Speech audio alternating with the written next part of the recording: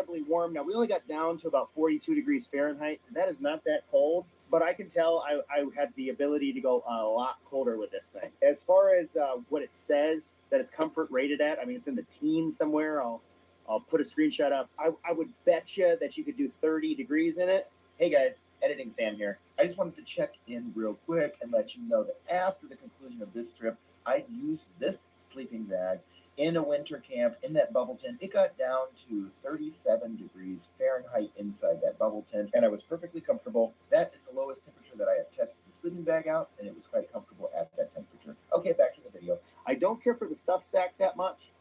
I wish that there was some kind of compression associated with it, and there is zero. It's just the bag. So it can. This is a down sleeping bag, and it can compress a lot. You can see there. You need kind of like a strap or a girdle or something to go over top of it that can compress it, or you need to just move it into a completely separate stuff set. Otherwise, very, very comfortable. It'd be nice to have some kind of a grab handle down here to pull this out, but it's not that necessary. It comes right out. There's a mesh pocket inside here. Put your phone. There is a hoodie kind of top. There's a drawstring here. You can cinch it up like so. I forget what this is called, but it's like an insulated collar that goes around your neck. I think this is a pretty reasonable sleeping bag for what it costs. Another one of my featured items were these microfiber towels. I see a lot of other backpackers using them. I brought them with me. I never actually used them. I was going to use them just in case to wipe down any condensation on the tent. Or maybe to do my dishes with the other one. I didn't end up using them, but this is another one of the items that you can get for $1, along with the tent, if I didn't mention that. Another one of the featured items here is this tiny little pillow. I've had terrible luck with these pillows. So far, I slept with this with one night, and it didn't start deflating on me, so that's good. It was comfortable enough. So you can pull that all the way open if you want to deflate it. But if you just want to let a little bit of air out, there's a little button there. And you can deflate it just a little bit. Bada bang. Take the gloves off for a second. This is a little strap here. It loops around like this. It's a little bit of a loop. And then there's a little carabiner. And you can just hang that right off of your belt loop. So an axe or a hatchet could go in there quite nicely, or, and I think this is what they're primarily intended for, is your gloves. Something you'll be taking on and off quite a bit, and just hang right on the edge there. And then the last thing here that I need to talk to you about is the backpack. This is the compartment where a lot of people will put their sleeping bags. We got 2 cinch straps on the back, on the bottom here. And this is how I've been carrying the tent fly and the tent body in its own bag. Water bottle pockets here. Now these are quite small. Now if you have a smart water bottle or something comparable, skinny, that will fit in there just fine. If you have like a Nalgene, there's 0 chance it's going to fit in there. So you want to put something long in the side. It's a compression strap on the bottom and on the top. So if you want to carry an axe or a saw like this, you can kind of securely snug it into place on the outside. I also have an umbrella for my tripod that I've been carrying on the side like this. The lid has a nice deep pocket, along with an interior pocket here. Tons and tons of storage.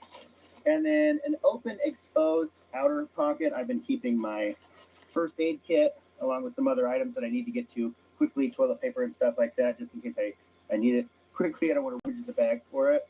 That has a compression strap on it as well. Pack is frameless. Every pack, this is the 3rd backpack that I've gotten from Temu, and they are all frameless.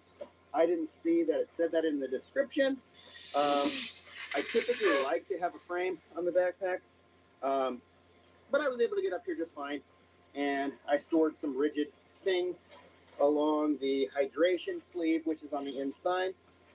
Yeah, so it does have a hydration sleeve along with these little loops so that you can hang the hydration sleeve on the inside. I never use hydration sleeves but I do use this internal pocket to put a cutting board, and even that cutting board gives me a little bit of rigidity and structure.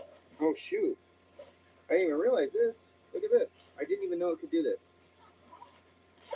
Wow, that is really handy. You have a two-way zipper, and that allows you to access all of the interior of the pack. Now that is pretty cool. That gives it almost like a duffel bag feature. And I almost forgot. Essentially like a space blanket, but it's in the shape of a sleeping bag.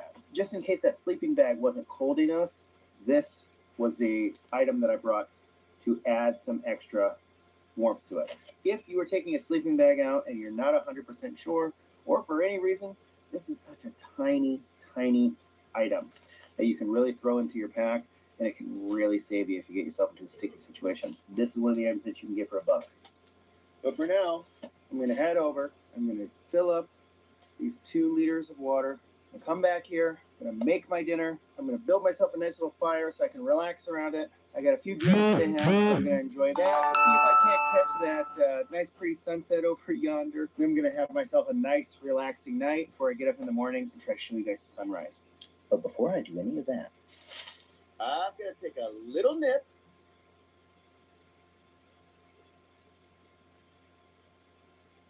Woo! All right, that is Woodford Reserve. I took a lot bigger of a swig off of that than I was intending to. I get a feeling we might be in for a long night. All right, everybody, without further ado, let's get into it. All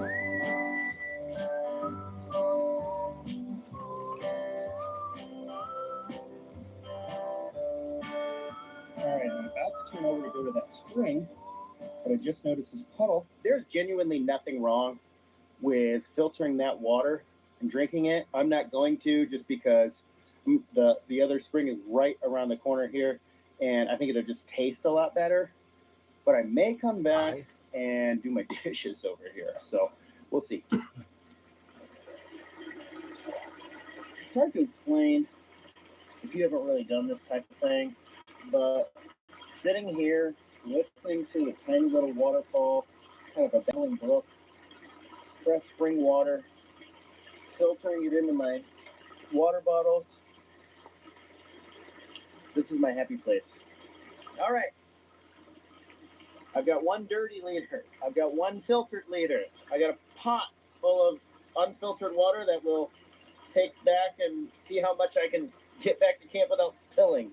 I drank 2 full liters of water. So I shouldn't need to come back here and grab up all this stuff, put it in the backpack, head on back to